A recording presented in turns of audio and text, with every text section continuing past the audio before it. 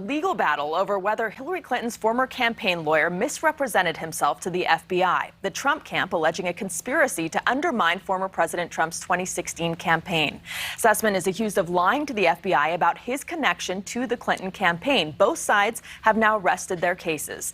Joe Khalil is live outside the federal courthouse in Washington with what's next. Joe.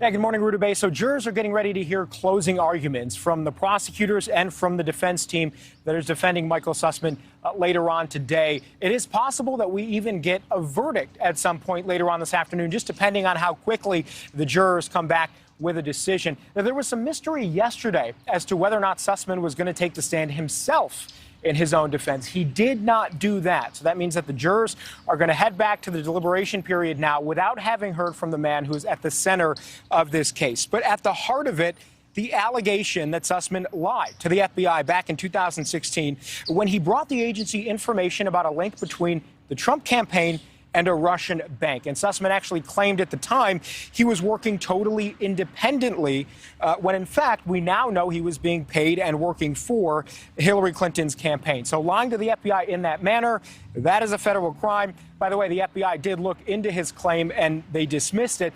So during this trial, jurors actually have seen some evidence already. They're not going to hear from him, but they've seen receipts during his meetings with the FBI, some of which he actually charged to his own private law firm, but some he charged to the Clinton campaign itself. So that's what the jury is going to be working with as they try to work on this decision, which, again, we could get possibly sometime later this afternoon, if not carrying over into next week. Ruta Bay, closing up what is the first and only trial in this larger, now 4-year Durham investigation. Ruta Bay. All right, Joe Khalil, thank you.